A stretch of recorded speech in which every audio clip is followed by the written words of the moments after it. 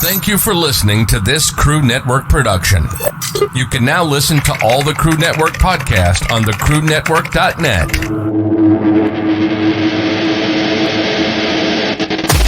Live from the Crew Studios in Highland, California. Check 1 2, testing. It's time for the Bucks Effect with your host, Chuck Bucks.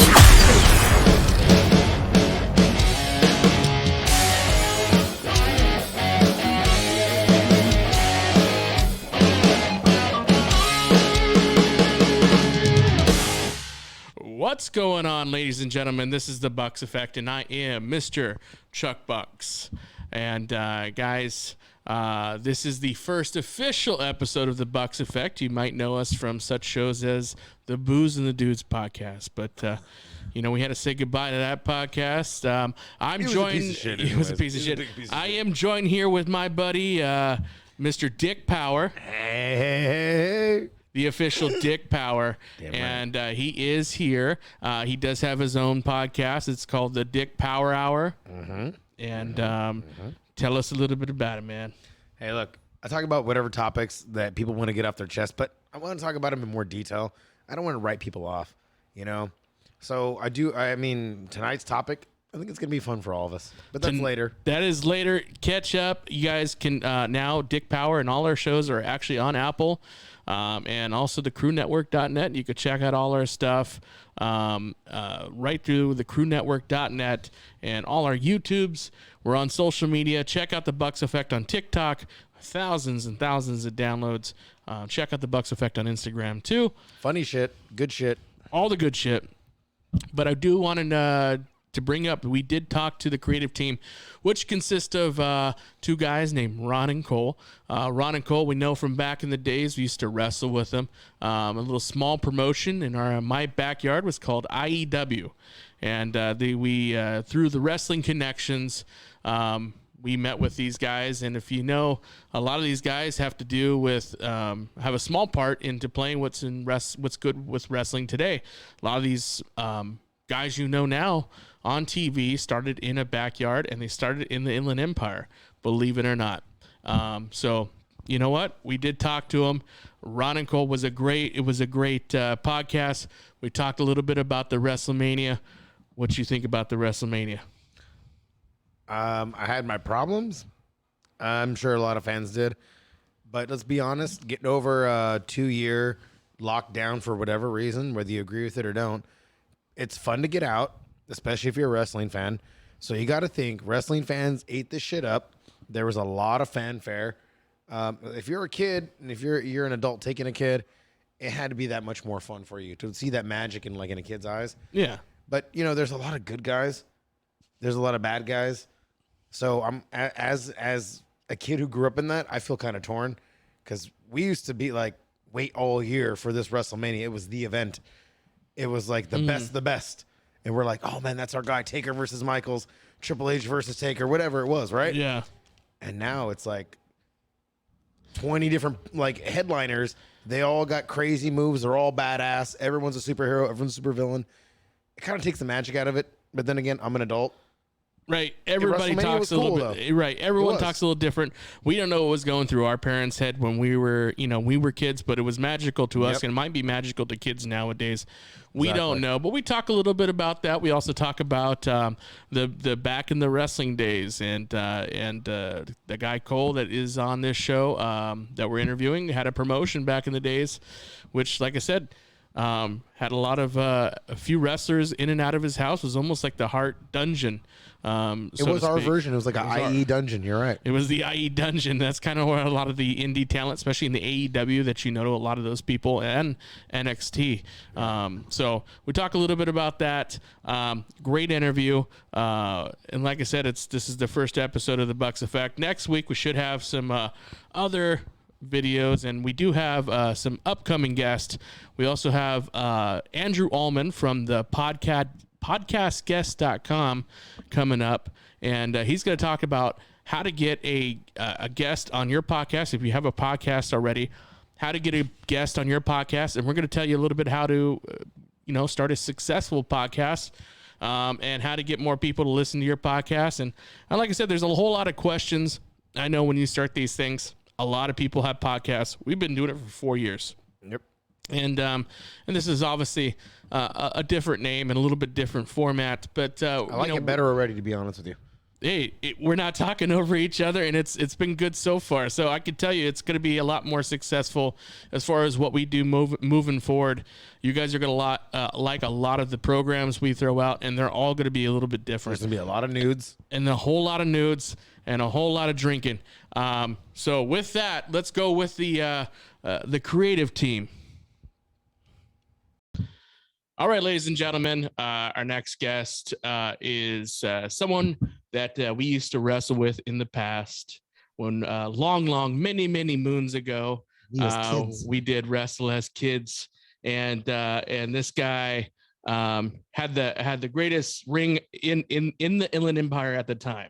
Okay, there was another promoter, but there was somebody else too. Okay, yeah, the other promoter's dead now. The other guys, but no, we've had the other promoter on this show.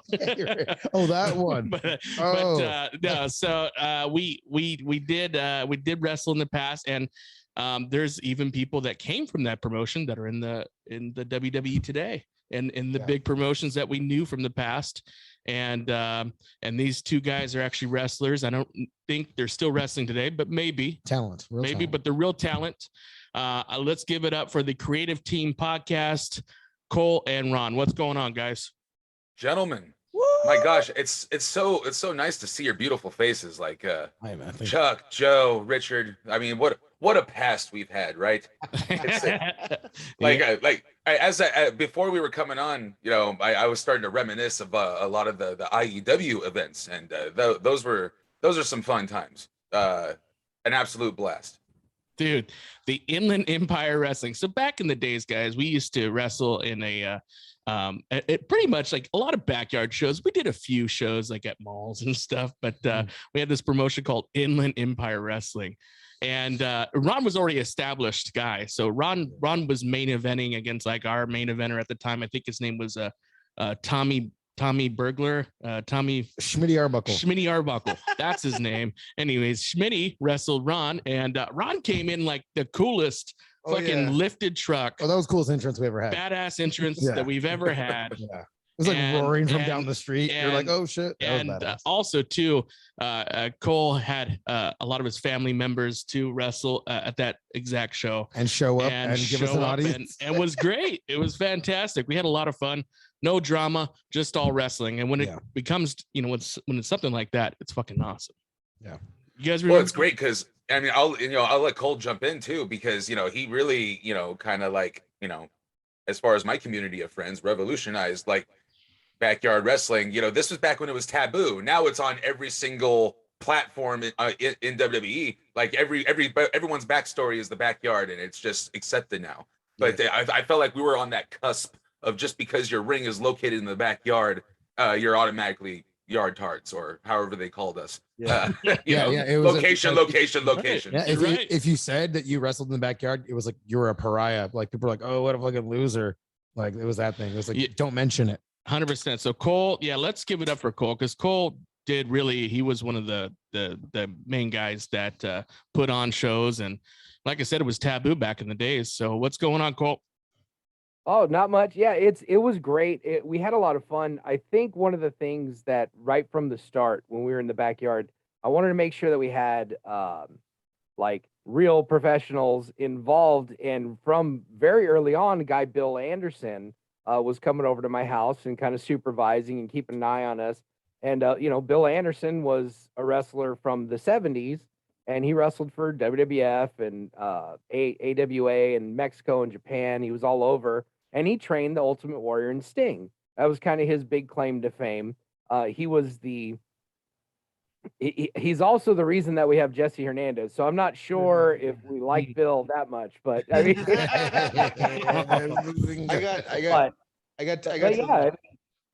ahead. So like when I started training at EWF, like my first day, they're all, do rolls and hit the ropes, and I do them perfectly. And then, someone goes, wow, he's a natural. And then Jesse goes, there's some cocksucker out in Riverside that's got a ring. Yeah, right. Shat all over you. That's great. Yeah, but then at the same time, Jesse told like once my guys started going over there, I mean after Ron and Warren and then my sister went over there, he was like, "Hey brother, you can send your guys over here anytime, man. All your guys are fucking great. You guys really know what you're doing. You know, they can pay $5 for training, $5, you know, like try to get me to send talent over there because it made his shows better. So he can talk shit if he wants, but let's be real. Yeah, and I've been in the room for those. Oh, some cocksuckers got a ring in Riverside. I was like, yeah, but you know, who knew that a year or two later he'd be the one hitting you up for that ring, right? Yeah, exactly. Yeah, Jesse rented his ring so many times. He asked for a ring rental from you, or did he ask to buy? Yeah, it? you know what? Something happened on his ring, and his ring broke like 2 days before he had a big show up in Northern California with Ted DiBiase. So like Ted DiBiase is showing up, the $1 Million Man. It's this big convention. There's hundreds of people there, and then Ted DiBiase, they're gonna do the show, and then he's preaching a sermon and all that.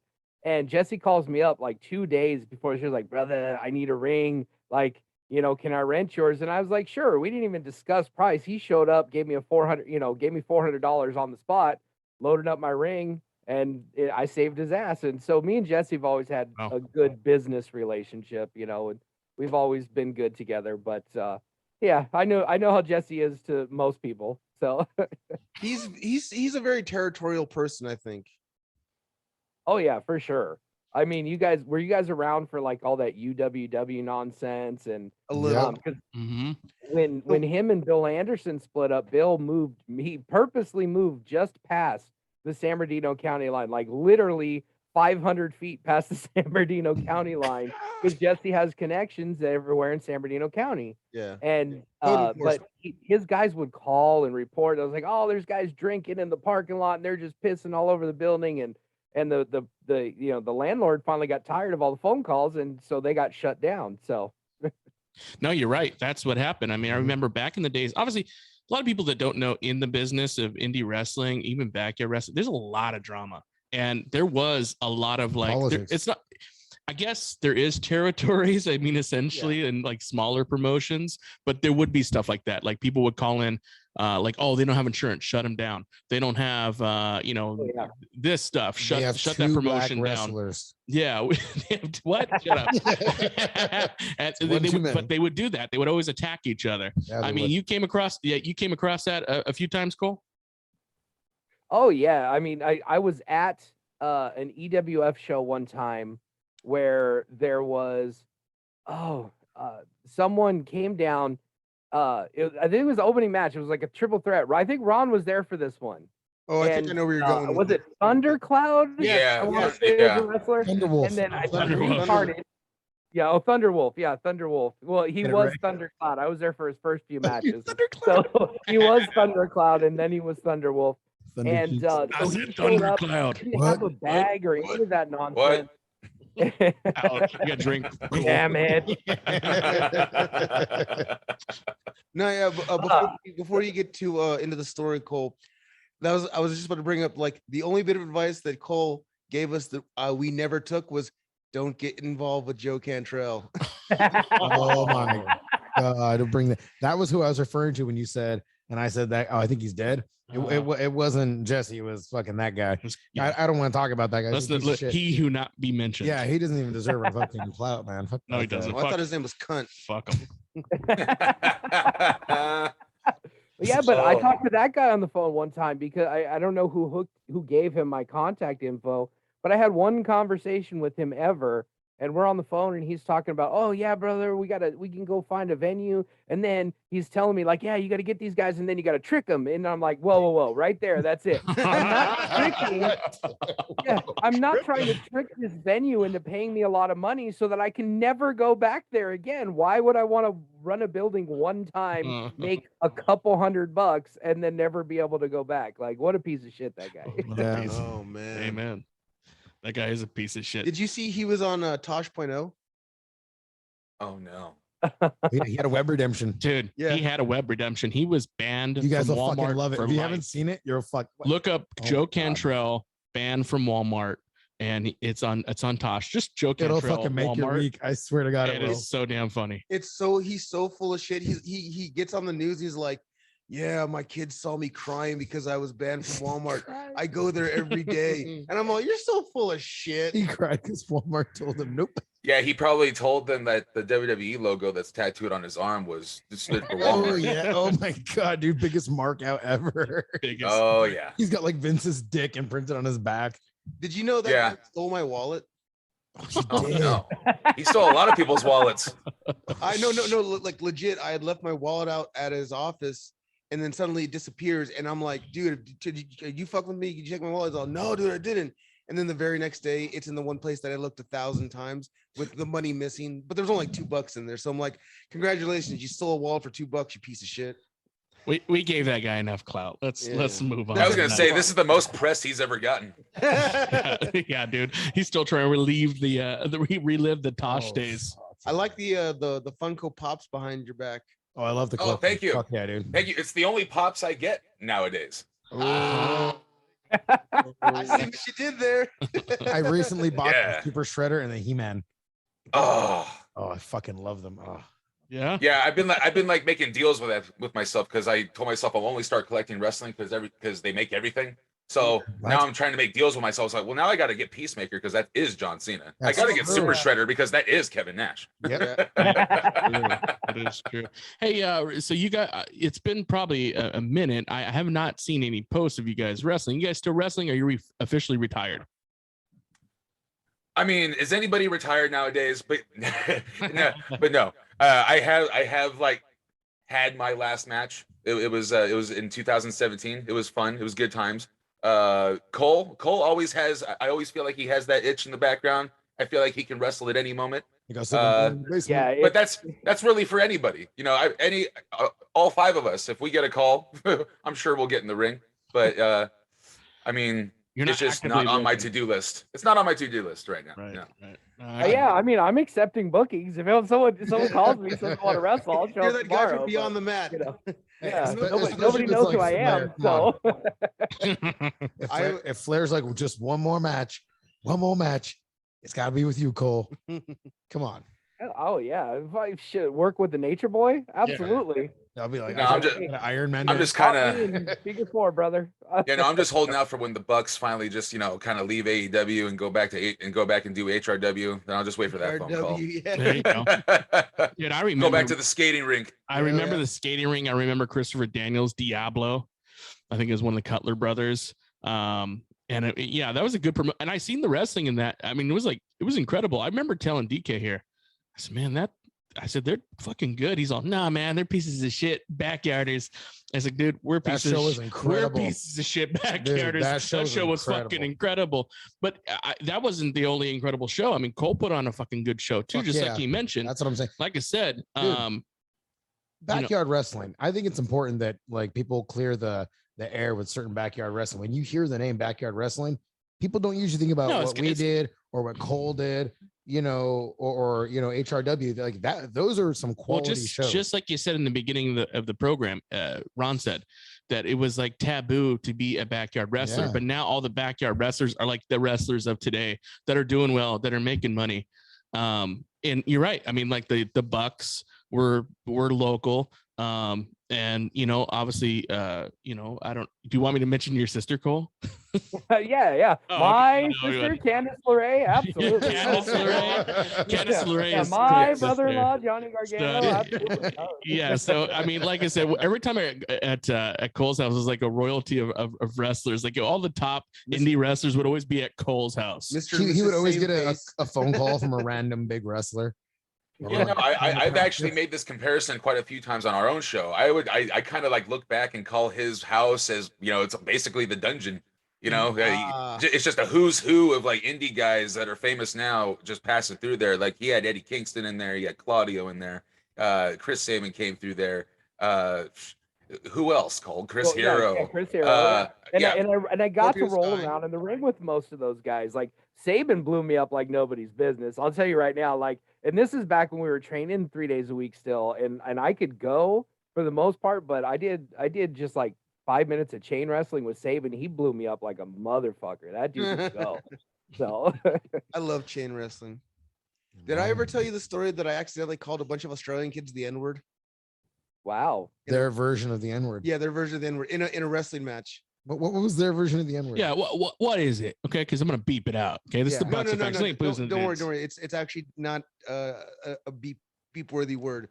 But no, there was this wrestler from Australia named Bush Ranger Kelly, and he worked at this summer camp 3 months out of the year in Running Springs. For Riri's or no, for Australian kids. Okay. Almost everyone there was Australian. Okay. And he was like, "Hey, let's put on a show for the campers." So it was always him and our top baby face versus the top heel tag team. And the last year that we did it, it was me and Ricky. You remember Ricky, sadly. Yeah. Oh yeah. I've got a nice scar on my face from that fucker. So Yeah. And I go to Kelly. I said, Kelly, is there something like an Australian slang word or something that I could say to like really get these kids riled up? And he's just like, say this. And then like a minute later, I see him talking to all the other guys, and he's like, and they're all looking at me and laughing. I'm like, what's going on? And they're all nothing. Don't worry about it. So we get out there. I body slam him, and I go, "You're all dirty abos," and everyone just. And then they just start cussing me out. I look down to Kelly. He's laughing his ass off. I look over at the locker room area. I can see guys like Liger Rivera and RJ just like falling over. Ah! I go to pin him. You piece of shit. What did you do to me? We get to the back and I go like, okay, I know what an aboriginally is, but what's a dirty abo? And he goes, basically, that's our version of the N-word. Jeez. And I just called about 500 Australian kids the N-word. He's like, yep. Yeah, and now this can't be played in Australia. Can't be played. Yeah. Thank God Ashburn, Virginia is only place that listens to the show. Well, all of our audience is in Australia, so we're kind of screwed now. Oh, Shit. Cranky. Guilty. Yeah. Oh, cranky. Shane Hayes is out here right now. You know that? Oh, is he? Yeah, I was gonna go see him at MPW, but I had to work that night, and it was like that's too far of a drive, and then have to go to work. You know, fuck it. Fuck him. Adulting. Yeah, That's it. adulting. Yes, exactly. But you guys do have a podcast now called The Creative Team. Tell us a little bit. Tell the Bucks Effect viewers what The Creative Team's all about. Well, I think a successful wrestling podcast nowadays is kind of hones in on nostalgia, because everybody does topical wrestling podcasts. Everybody's reviewing Raw, everyone's reviewing SmackDown, everyone's reviewing the big pay-per-view. Whereas Cole and I kind of had this bug in our ear to be like a booking committee or a creative team, if you will. And the bread and butter of our show is basically taking a person or an entity or a show and just taking it back with the benefit of hindsight and rebooking it to where if something was unfortunate, we made it better. Like case in point, Mike Awesome is one of our underground favorite guys to watch back in the day, and especially one of those guys that never really got his chance. So we decided, how would we get him over in, like, say, WCW? Because he was over as shit in ECW, but when he got to WCW, something went wrong. Other than that, we have the brackets. The brackets are basically the funnest thing we do, because it's where we kind of strip everything down and be total pieces of shit to each other for no reason at all. We take 32 entities, no matter the subject, and we put them in a tournament bracket, and we argued them 2 by 2 as if they were matches to move them on. And we each have an advantage called the Darso, because, as you know, Barry Darso played the Repo Man. So if you wanted to push your entity forward, if you're outvoted by the third man and the other, person, we can play that Darso, repossess someone's vote, and demolish their chances of, their pick going forward. We have another theme for our show, and we're going to save that for later, because that involves a bit of an invitation to the three of you. So, foreshadowing. You know something, Ron? You sound like Alex Vincent, the guy that played Andy in Child's Play. But you look like David Draymond, the lead singer of Disturbed. all hot commodities. Yeah. Well, thank you. Have you seen that show, Chucky? No. Oh, it's so good, dude. So Hey, good. That's free promo, man. What are they giving you? Free Chucky shirt? Yes, exactly. Yeah. Yeah. Hey, they're not buying ad time on this show, okay? No, I listened to the podcast Chucky Talk with Alex Vincent, and I'm like, God damn, he sounds just like him. I'm like, what the fuck? Yeah. Man. Getting Yeah, I all love that podcast. He must be a doll. Ah! Oh, the puns are unstoppable. Well, yeah. So, like I said, that's what's going on with them. The WrestleMania weekend just happened, a 2-day event.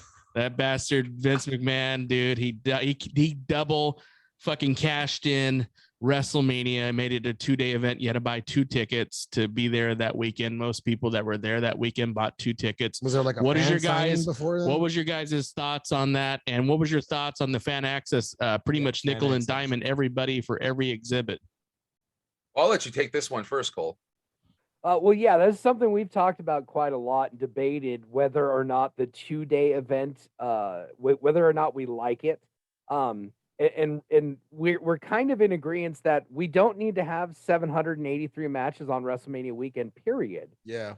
And so, but if it's going to be an 8-hour show, I'd rather they do it over 2 days, because like, I think 3.5, 4 hours is like the max that you can stay involved in a wrestling show. And I got to say, this year's WrestleMania crowd was absolutely insane.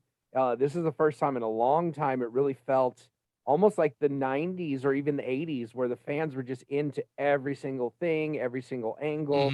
I agree. So I enjoyed Mania this year, which was nice. I'm not thrilled about the 2-day thing, because I think it makes the main event less meaningful when you have 2 main events. Evens it. But I wish they would just get rid of all the belts and have it. Totally. I'd like them to continue with one champion. But yeah, as far as nickel and diming everyone to death, to see everything, that sucks.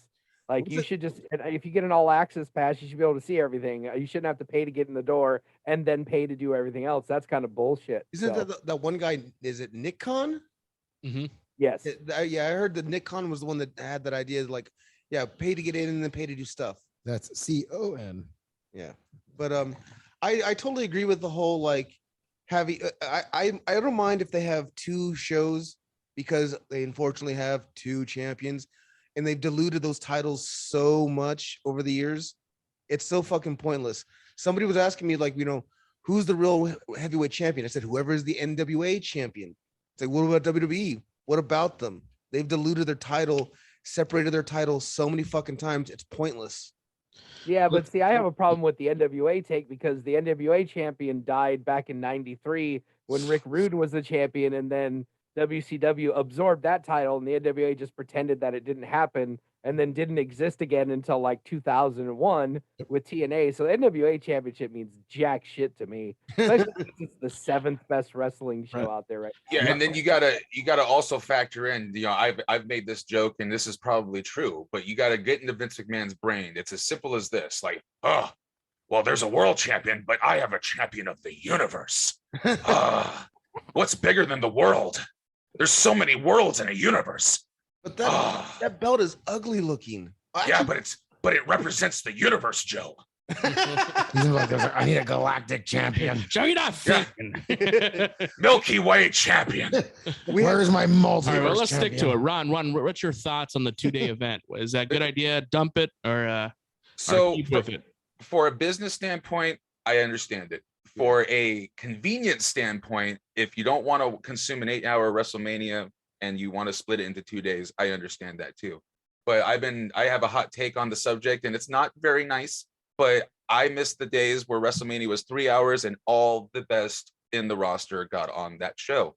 I think the 2-day event and the 8-hour event and all the battle royals and all the multi-man and multi-woman matches, I call it participation trophy booking. And I am not for it. I think like whoever had a great fucking year gets on Mania. Right. Richard, your thoughts on the 2-day event? Almost like you guys. I think I feel bad mainly for the little guys. Like when we were little, we would look up to these guys, and like Ron said, you gotta, imagine these kids now. They're so inundated by so much talent. It's kind of hard to have a favorite. Like you're supposed to like all the characters, and if there's a baddie, he's a real big baddie. There's no gray matter anymore. Like when Ted DiBiase was a bad guy, he was a fucking bad guy.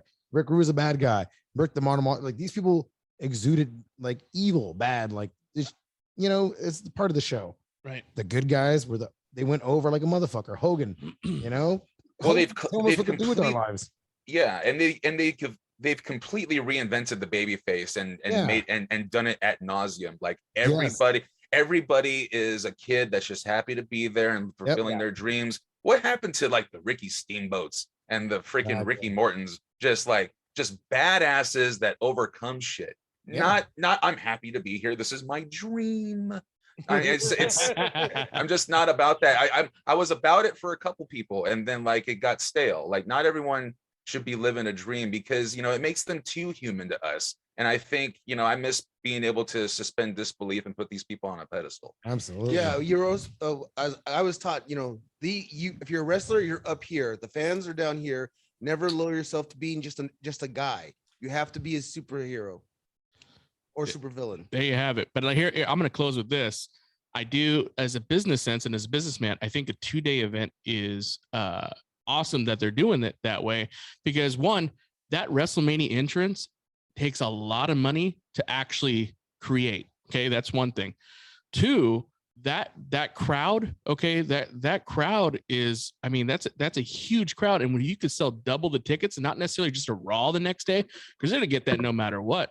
If you could sell double the amount of tickets, they're gonna buy it, because people, that's a destination event. They're gonna fly out to that event, and that's it. And plus, that arena, they rent out that arena like a week in advance. That's a whole week to create that entrance, if not more. I have a question, because I didn't see the first day.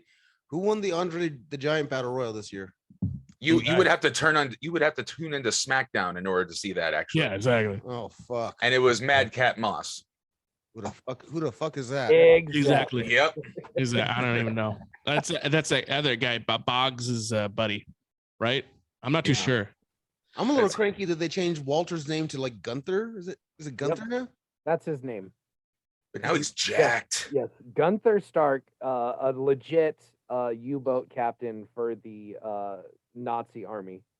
Well, Nice. I remember I met him at PWG, and I just thought he was somebody's friend, because he just came in, he looked all bulky and whatnot. I was like, oh, how's it going? He's like, hello. And then he gets in the ring with what's his name?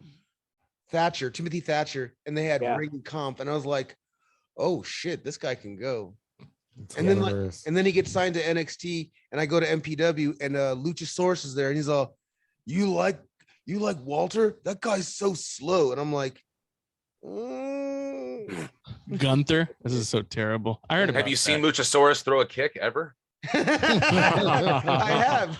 I threw a faster kick in my 500-pound days. I'm not a fan of his. He's like okay guy, but like, no, I'm good. Hey, but that also too, I want to take the 2-day event is okay, because they're streaming on a platform, as opposed to when we were kids, we had to pay $60 and then stream it and it would only be on Sunday, and we all had to come up with the money and order a pizza. It was something that you bought, but now since it's free, it's like, okay, you can do that kind of stuff. Kind of cheapens it again. It falls into the realm of what's. Hey, I want to say, I'm sorry to interrupt, but do you guys pay for the pro version of this shit? Because it's giving us a time. I know, right? I see that time running out. So sorry. You might have to re-invite us on a chin if this runs out. I mean, we can invite you on ours because we're professionals. We have the pro. Right. Can you please? Can you invite us amateurs over to the professional? I've never done that before. Hey Cole, I was It's Vince. Yeah, Cole, I was listening to the thing about cults today, and it turns out that a lot of cult leaders, you know what they do to get people to join? They have acapella groups. Oh, that's fantastic. We'll talk. It all makes sense. The last 2 nights, literally, I worked until after 5, got home, showered, grabbed something to eat, got dressed, drove to Orange County to sing for 3.5 hours the last 2 nights. So. Yes, I can get a little bit of that cult vibe and understand what you're all talking about. Let's take. Let me cut you off there. We're going to take a commercial break. They're going to invite us to theirs, and maybe we can record it, because obviously we're running out here. But we're going to go be and we can't see Cole's and face. we can't see Cole's face because we're going running out of time. Sign in front. We are desperately out of time. So send us an invite on the Instagram, and we're going to go to commercial break, and then we'll rejoin Ron and Cole after this. Hey there, child. Are you lonely? Are you sick of being with absolutely nobody? Well, here at Big Bucks Cupid Services, we're gonna find you somebody. I get the kids Friday and Saturday, okay? You get them the other days. I know they have school. I don't give a shit. All right, go. Oh, hey. Are you tired of being tired? Are you tired of not having anybody in your love life? Well, there is a solution. Here at Big Bucks Cupid Service, we'll find you someone. For the right price, I can find anyone to do anything. Anything? I need a date so bad. No problem, big guy. What are you looking for? Someone sexy like Scarlett Johansson. Well, I mean, your expectations are a little high. I mean, at best, you're a 3. So maybe we could find a 2. Maybe somebody with the downs. Fuck, are you serious?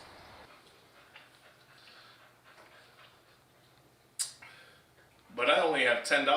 What can that get me? $10?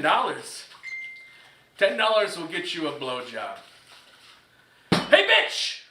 Come here. I want you to blow that man. Yum diddy dum dum. I'm not gay. Neither am I, but I give one hell of a blowjob.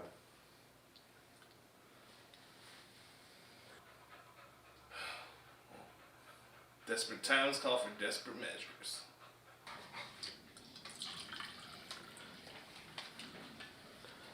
What does $100 get me? Whew. $100. That right there is the premium pounder package. That's gonna get you a blonde with some big ass titties. I want him. Wait, what? Him? Here at Big Bucks Cupid Services, we won't find you the right one, but we'll find you someone. We also do financing. For as low as $9.99, we can get you somebody, someone, anyone. Call us today at 555-555-5555. Do it. Do it right now. We're gonna find you that special somebody in your life. Call today, 555-555-5555. And Big Buck's gonna find you someone today. I'm fucking drunk. We're finally back after that. That was a great commercial. Oh, it was a great I love commercial. those commercials. Dude, I have the best commercials You on really this do. program. And only the best for our viewers. Right? They deserve it. Yeah. Are you insured by survival? I can't take that ride.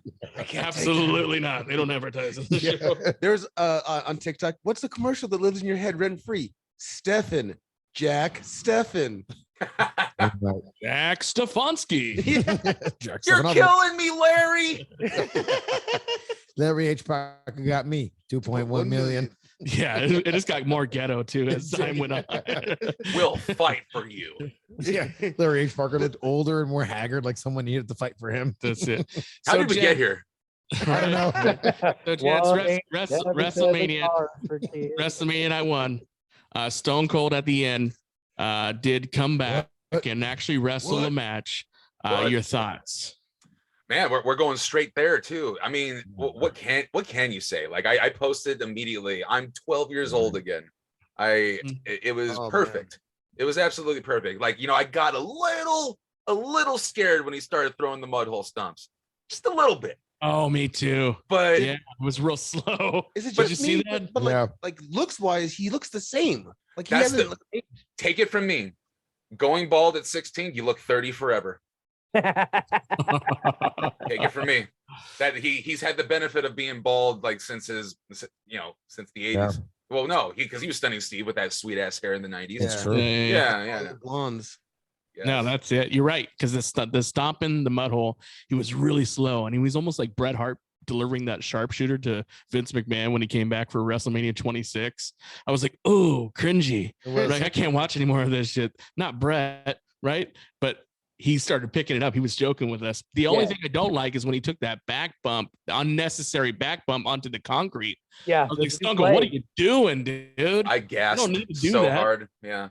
He's like, this was for Deborah. I'm sorry for beating you. I mean, the cook is Deborah. But you still What? should have got me the beer. What? I just wish he would have just finished his sentence when he said, "Bring me a god, ref." I was like, "You're already committed with God. You can't just throw damn in there. Come on now." What? Have you seen that Rickroll video of his? Yes. That is Several times. that is the end of the internet right there. Hey, What? You never seen it? what are you talking about? What? There's this video of Stone Cold Steve Austin, and he's got sunglasses on, and he's dancing. Oh, yeah. Never gonna give you up. Yep. I was like, oh my god. That's it. Well, Stone Cold always kept it real. Even on his podcast, he's always kept it real. He's been a straight shooter, and I think they gave him some leniency because thank God the rating went from G to like babies watching this shit to having him a little bit of like middle finger and saying ass, and I think he said a couple other cuss words too, right? Oh, yeah. Side movie. Sack of shit. What? What? You're a dumb sack of shit, Kevin Owens. That's pretty badass. Man, when I saw Kevin Owens come out as Stone Cold Steve Austin on Raw, that was the best thing ever. I was hoping for a midget. That was, I gotta say that was something I really enjoyed on Raw, and I hadn't enjoyed something that much on Raw as far as like heat inducing. Like it was almost borderline risky. Like that. If I was in the audience, I think that would have killed my like. I would have been like pouty. I would have been Ms. Girl face the whole time. I've been pissed. Yeah, I don't know about you guys, but I've recently become a fan of fan reactions. So like when you watch that video and you see shut up, you watch that video of you hear the glass break and dun and you see everyone like, oh my god, yes, and then you see it's Kevin Owens and you're just like, oh come on. Yep. Dried my vagina right then and there. I know. Everybody was like, but they should have actually done the Kevin Owens show on the SmackDown prior to WrestleMania, and then said, "Hey, fuck the show. We're gonna have a match." What do you guys think? Do you think they should have done the show prior to and then hyped up the WrestleMania match? What do you think? So we knew. I think for me, what I was hoping for was that night one, somewhere in the middle of the show, they would do the Kevin Owens show, and then set up the match for night two and book it. And then maybe, because I know that building seats more than 75,000 people and those tickets they sold, there could have been a ton. You never know. But I mean, that's, I think the way it worked out was perfect. Because if they wouldn't have done the Kevin Owens show on night one, I think everyone knew once that was the last thing, that was the main event. Everyone knew we were getting, an altercation, with physicality in some way. Right. So I didn't hate it. And then, like you were talking a minute ago about the mud hole stomps, I wasn't so worried about it because Austin was milking the shit out of it and mugging for the crowd after every stomp. Like, yeah, there was a lot of time in between, and Kevin was, a champ sitting there selling those shitty stomps for 10 minutes. But like, to be fair, the mud hole stomps have always been good. They've never been good. So like, Yeah. Hey, some people stole the shit out of those though. Oh yeah, absolutely. Like Spike Dudley, I never seen anybody take stomping like him. If you really pay attention to Stone Cold, even in his prime in the late 90s, he wasn't like a great technical wrestler, and he wasn't even a good like beast of a wrestler, but his attitude and the way he sold things, that's what really got him over. He didn't do it. He didn't do no like crazy big moves. The stunner is not a big move. It's just the way he sells it is that's what you love. No, absolutely. Would you guys think of the selling on Vince McMahon's part of the stunner, the worst selling of a stunner? Well, I mean, the first one he ever took was atrocious. So I mean, yeah. That was kind of charming, the first one. But he had that time to redeem himself. Yeah, because he knew about that shit. But that was the worst stunner bad ever. Ones. Well, he's took thousands of stunners since his first one. They were all good, but this last one was a winner. I thought it was great because the way Austin just laughed his ass off at it, and we had two perfect stunners in the form of Austin Theory and Pat McAfee. And as good as WrestleMania was, the only clip that's going to live rent free is Pat McAfee selling the stunner, but also pouring a beer down his throat. Oh, that was the greatest when he was on the ground. Yes, dude, that was the greatest. That is my mental image for WrestleMania 38. Best person to ever take the stunner, The Rock. Yeah. Well, until that Austin Theory one, my working nephew there really showed up, and that was my favorite stunner of all time, personally. Yeah, the swim up. Unbiasedly. Yes, Oh, them the swimming in swim, midair. Oh my God, that's so funny. You're right. That was great. So Yeah. also too, yeah, guys, you notice a lot of celebrities in this year's WrestleMania. One of them was Logan Paul. I thought he did fantastic. I was really impressed. What do you guys think? I think he should have a career pivot. Like, I was a total fan of, watching him work. I think, like you said about Stone Cold, he didn't have to be a technical wrestler. He was such a larger than life character, and I kind of butt heads with people on this subject because a lot of guys are just bell to bell that I just want to see technical wrestling. That's cool and all, but I think like that can come later. You can't teach being a larger than life character. You can't. No one can just be The Rock. No one can just be The Undertaker. No one can just be Stone Cold. I think like if you so Logan Paul, obviously that dude's not afraid to be hated. Right. Not at all. And like, not only is he not afraid to be hated, when he's doing the things that is supposed to, get a heat reaction, he's taking his time and like letting it happen and making eye contact and, knowing what he's doing and why it's pissing people off because he was a fan. So all that for me shows through, and I hope he makes a few more appearances because I think he's got something. This is just a quick random question. Is Logan Paul the one that went to the suicide forest? Yeah. Yes. Yes. Okay. All right. Yes. WWE's just come so far since like the Drew Carey days and Bob Barker being up in the ring. Like these guys can work. Bad Bunny can fucking work. Logan Paul can work. I mean, what do you think about that, Cole? My biggest problem, honestly, my biggest takeaway from WrestleMania this year was why are celebrities having their first or second or third match in history better already than 90% of the roster and all of the independent workers in the world? Like, I don't, right. Ron and I have debated this. It's one of my hot takes that people get mad about, but like you guys remember the Eddie Guerrero, Rey Mysterio match from Halloween Havoc? Yes. It's one of the all-time great matches, right? And it's fantastic. It's a great match. It's one of my favorite matches of all time. But I also think it's patient zero for why the business sucks so bad today, because everyone watches that match and they remember that Ray did a moonsault into a DDT. He did a running corkscrew plancha. He's just like great, amazing athletic things. But people forgot that match is basically 8 minutes of Eddie Guerrero being a dick and stomping the shit out of Ray selling his ass off, Eddie ripping the mask, trying to rip the mask off of Ray. And the whole match is built around Eddie being a bully and Ray selling. And it's very technically, it's a great psychological match, but everyone remembers the high flying shit. And so since that match stole the world, everyone's just been trying to do high flying shit because what they remember were the fireworks, but they don't remember the story they told that night. They don't remember the emotion behind the match and how great, why that match was so great was because of the story and not just the flashy moves. But when Ray did all those things, they meant something. They were big, and now everyone's just going out doing stuff. Like a couple of years ago, everyone lost their minds over this Ricochet and what's the guy's name? Will Ospreay. Yeah, Will Ospreay. Everyone lost that their thing, minds yeah. over that match, right? And I watched it and I was like, cool. They did a choreographed fucking thing that proved that everything they're doing is fake because they had to be working together to pull all this shit off.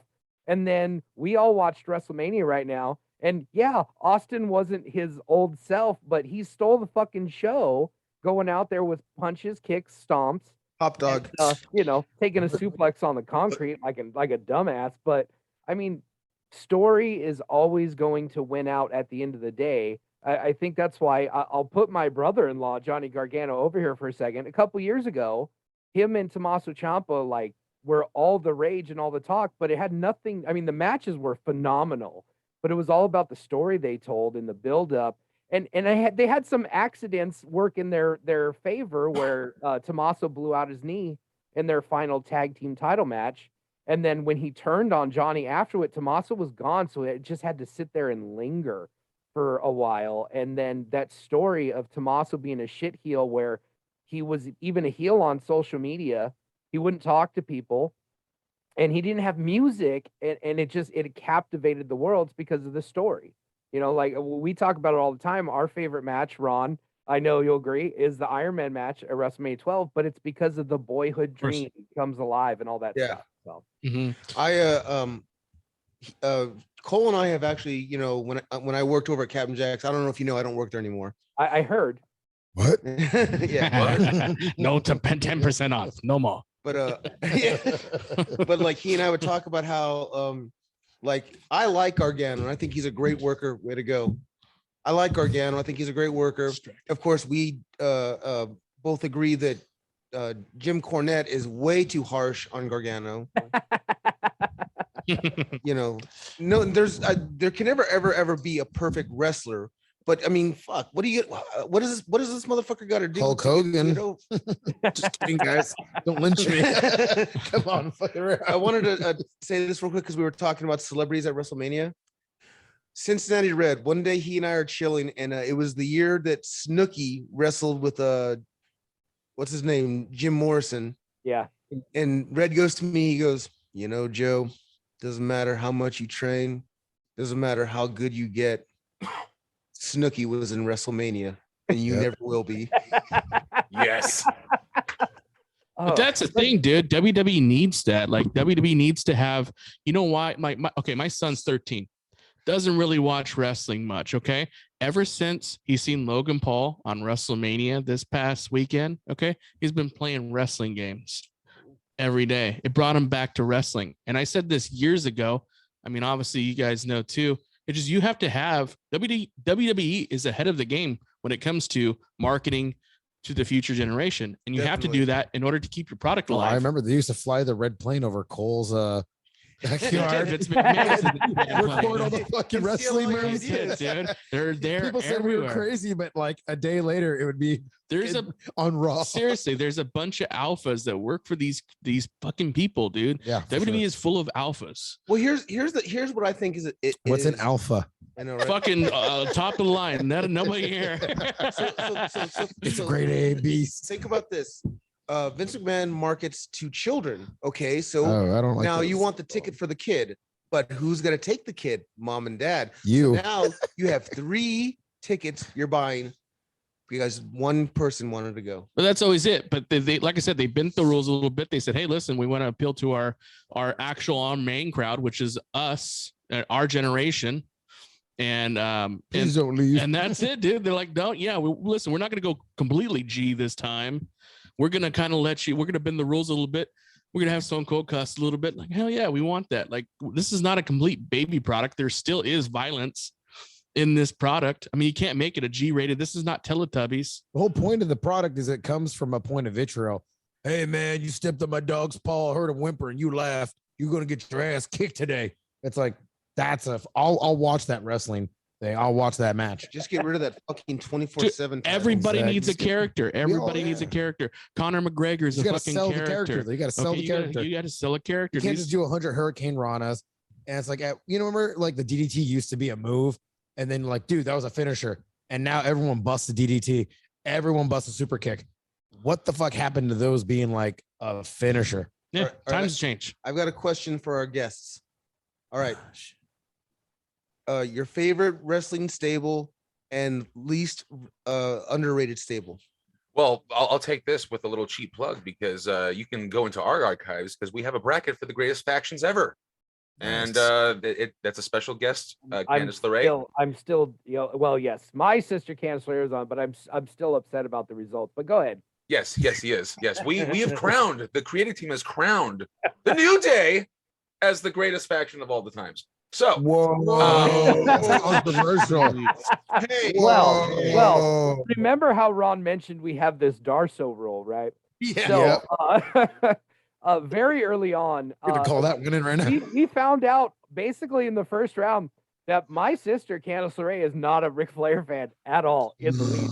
And so very, very early on, the Four Horsemen lost to who? Was it the Japanese group, the Bullet Club?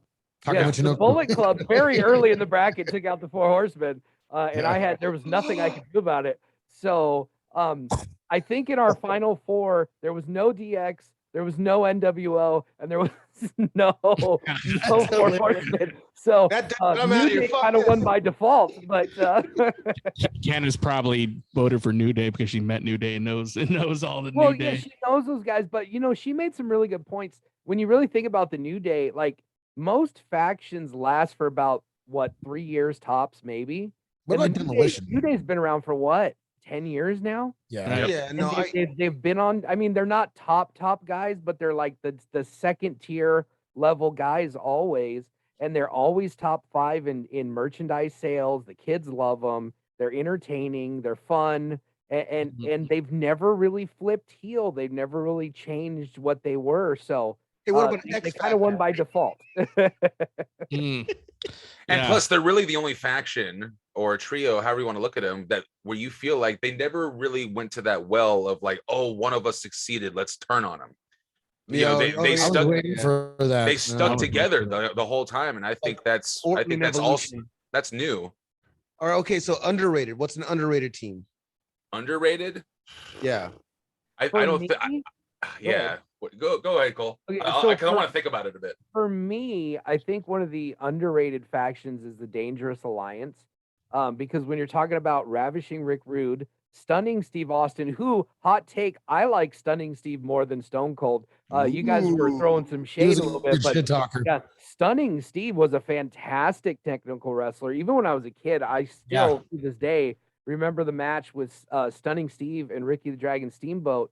I believe it was for the United States title, or it was either that one or a television title. But Austin threw everything he could at Steamer, and he just kept kicking out. So he finally got tired, and this is when Bill Watts was there. So they had the over-the-top rope disqualification rule.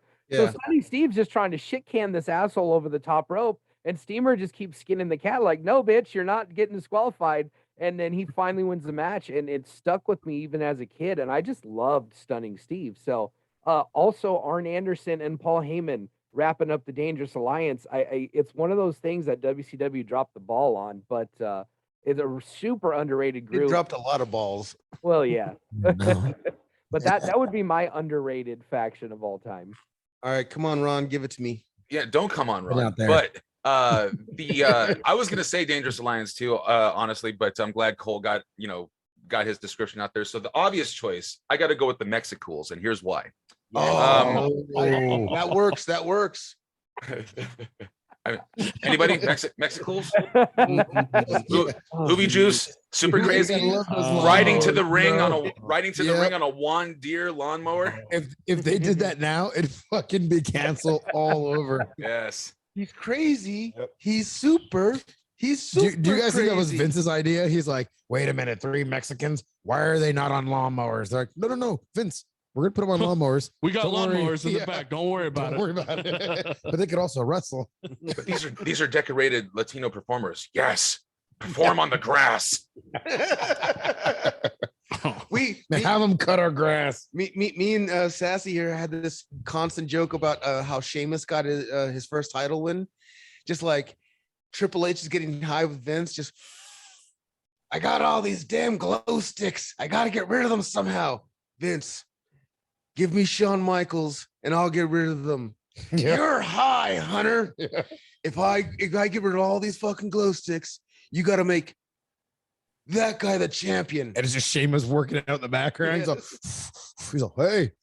Because not to throw down Sheamus, but like he wasn't really over when he won the title. Yeah, it was hot shotted, but that's just what they do over there. And I'm not going to sit here and let you disparage the good goddamn name of Rocksteady. So, jeez, ever talk about Rocksteady like that? You ever do it? It bebops in the best version of Turtles ever. The best ever, dude. I walked out of the first movie like so quick. I was like, "This is fucking bullshit." That's because you were getting an HJ. I wasn't. I was. That's it. I was just like, anyways, guys, let me tell a story. Come on, you guys are killing the viewers, okay? I'm losing viewers. Drawing vagina. But I did want to bring up, obviously, like I said, we have said that Cole's sister is Candice LeRae. Candice LeRae back in the days did train with us, and Richard at the time was a referee. Okay, I've never seen Richard get his ass whooped that fucking bad. And Candice, I don't know what she had on her mind. It was a match between the day or what she had to prove, but she beat the fuck out of Richard here. It Well, I was the can confirm. craziest thing I've ever seen. I'll tell you what was on her mind. She met him. I mean, that's This guy's a fucking dick. open and shut case, Johnson. Yeah. And it all made like obviously at the time we're like, whoa. Years later, I see Candace in like a hardcore match, like bleeding, like the whole Becky Lynch thing was kind of bullshit compared to what Candace went through. Like she was like on the fucking like main like pro wrestling magazine. The funksters in the background. Face, He's like, get Stone him. Cold, like the bloody, like hardcore fucking match. It was like it all makes sense. Yep. It all makes sense. Like well, Becky's situation was an accident, whereas Candace, called, that shit was called. Yeah, that was happening. I am gonna bleed tonight. You just got accidentally hit. She took what do the Bucks call that stupid move where the one tombstones and the other one does a flip, and then she took that on the concrete. So the Meltzer driver. Yep. Yeah, Meltzer she took a Meltzer driver from the ring to the floor. So Yes. So all that was predetermined. They were gonna do it. Whereas Becky just accidentally got hit in the face by someone who's no longer there. But I'm not taking anything away from her because she is a big star, and I think she can cut one hell of a promo. But it's just funny how like accidents can happen that way. I like her now, but I think she's completely overrated. Anyways, but I do want to bring up Cole. What is the future? Do you know what the future is for Candace? She going back to WWE or she's moving on? Dude, well, I mean, right now she still has a contract, so it's not like she's a free agent. I know she's been cleared to return for rehab. That's where we're at right now. So we'll see what the future holds. I mean, right. Even if I knew stuff, I wouldn't say anything. So, but like I said, at this point, I don't know anything. She doesn't really know anything.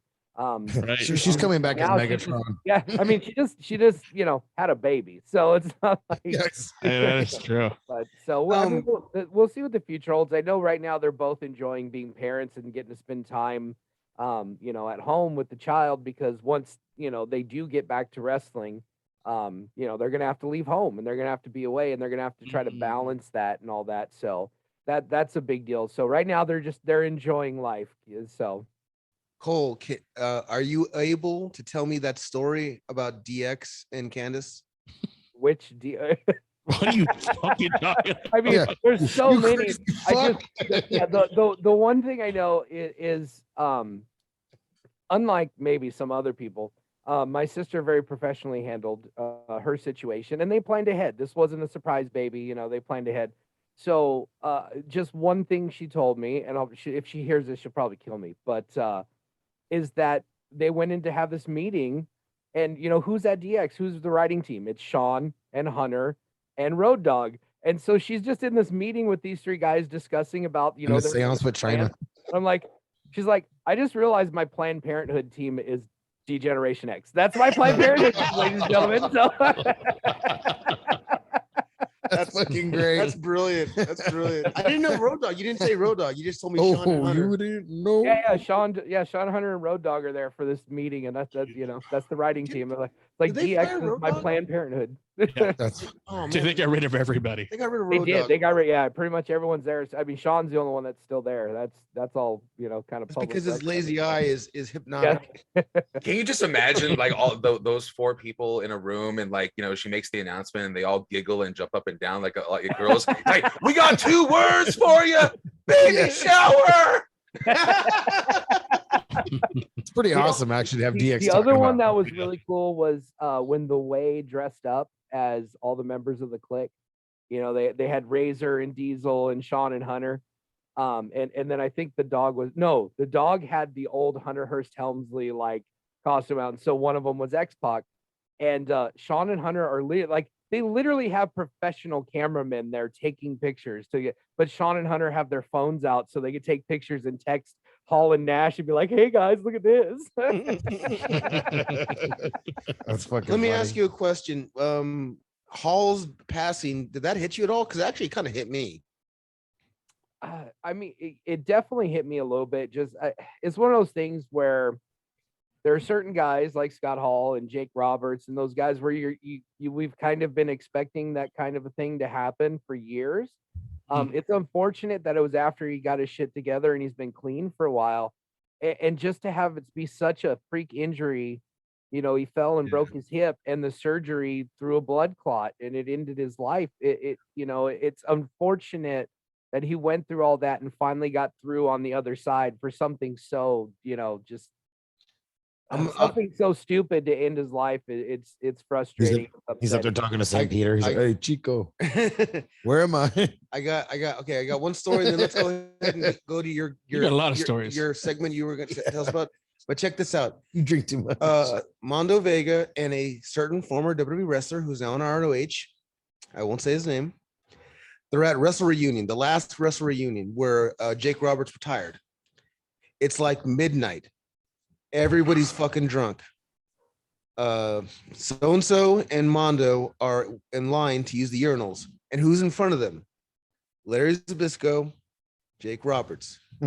Now, they're marking out. They're like, we gotta listen. We gotta listen. So they, you know, they lean in and they hear Jake Roberts go like, you know, kids these days, you know, they don't take their time anymore. You know, they're going too fast. You know, you really got to give it your all. And then so-and-so, former WWE wrestler, taps Jake Roberts on the shoulder. Excuse me, sir. I'm a professional wrestler as well. And I totally agree that we should slow down and tell a story when we are in the ring. Jake Roberts turns around and goes, I was talking about blowjobs.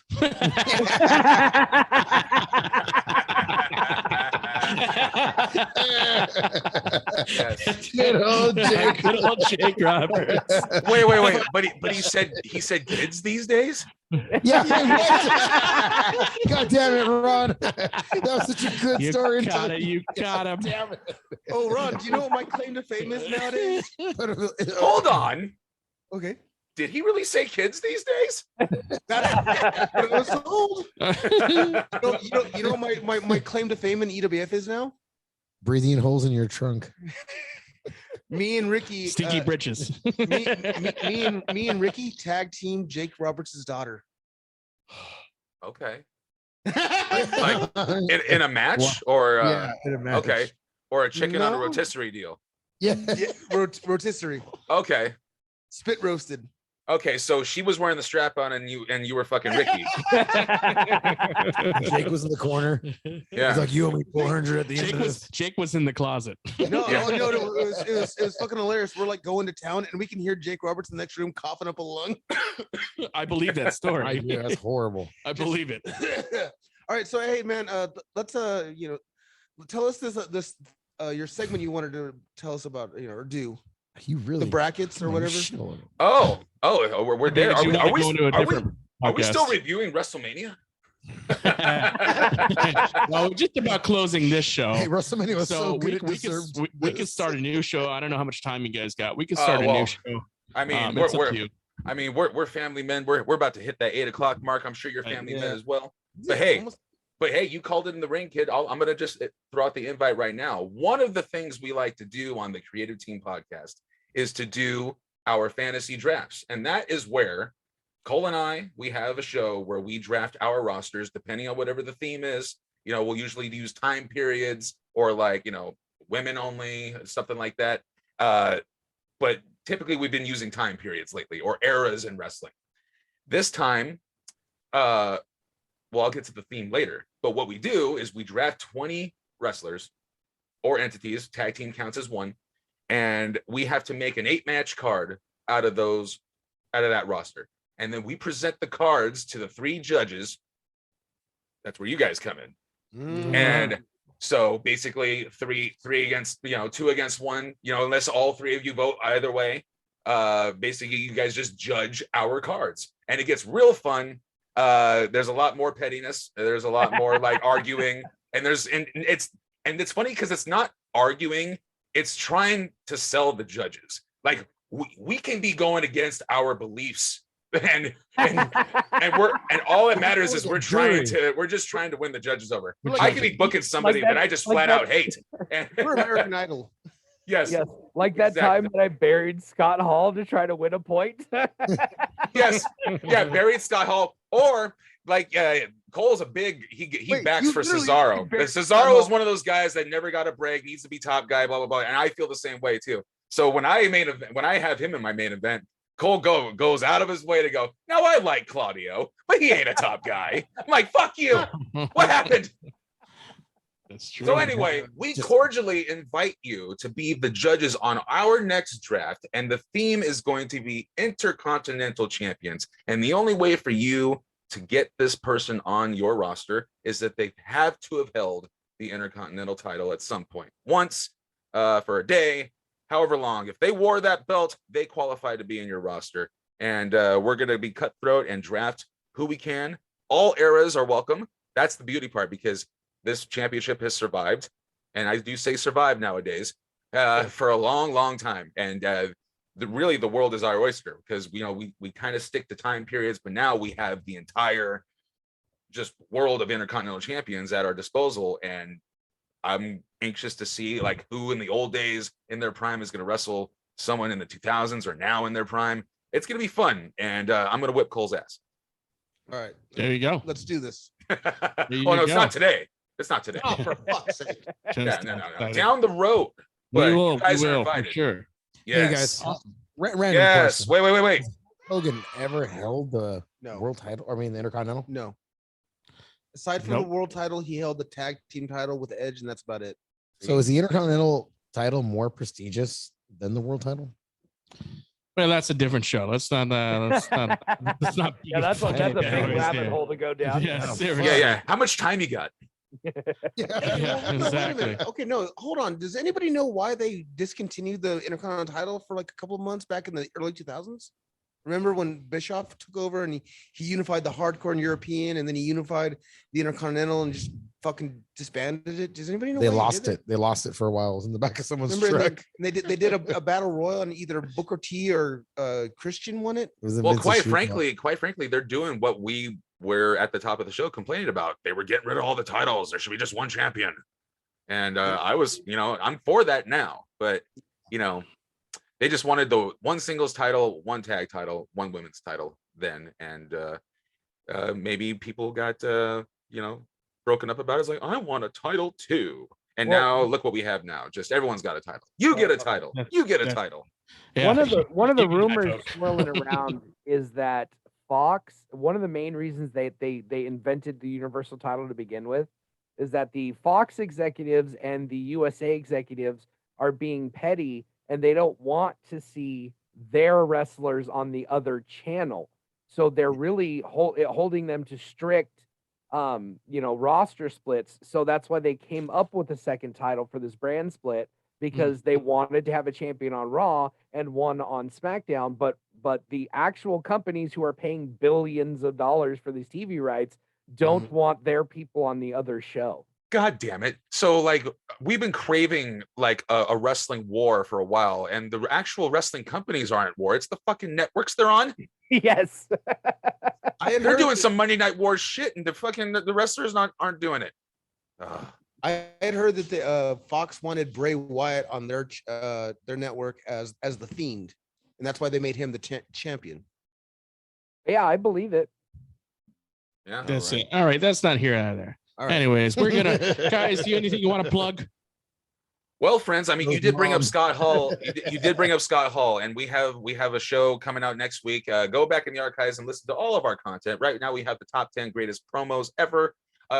Is our newest episode, but go back and listen to all of our episodes. You'll be glad you did. But next week, we're since Scott Hall just tragically passed away, we are going to be taking it up with creative, and we're going to rewrite history and what would happen if the curtain call never happened and Razor stayed. And if you look at the lay of the land, what could have been? Because he had to have been next. He just had to have. So how are we going to get to where he would be next? How are we going to get to where he'd be the top guy in the company? Because my goodness, Bret Hart's not back yet. Shawn is right in the middle of his championship reign. He needs guys to work with. Rocky Maivia is about to debut at Survivor Series. Stone Cold Steve Austin is winning the King of the Ring that year. There is so much meat on the bone here, and I can't wait to take it up with creative with my good friend Cole here, and we're going to rewrite some history. It's like a math equation. That's it. And we can find you on everywhere on podcasts. You guys have a website or anything? Yes, we are the Creative Team Pod on all social media platforms. You can find me at Ron for Your Life 4 and Cole at Cole 2130 on all the social medias. Just put us in your ears. Go to anywhere you consume podcasts. We're on there. You'll see the sweet Back to the Future logo where we're looking as sexy as all can be. and just shove us in your ears.